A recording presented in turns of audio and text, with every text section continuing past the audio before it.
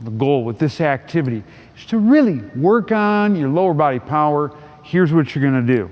You're going to get yourself a jump rope, and I want you to get a soft knee position. You're going to hinge a little bit at the waist like so. I don't want you bending forward at your lower back. You want to make sure your hips go back, so you're in a nice athletic position, kind of about this wide right here, all right? You might feel like a little stretch in the back of the hips. That's a good thing.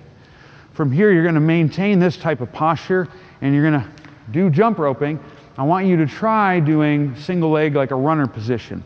So it's going to look, as I'm in this athletic stance, kind of like this. So I'm still kind of keeping that slight forward lean with the hips back, alternating sides as you do it.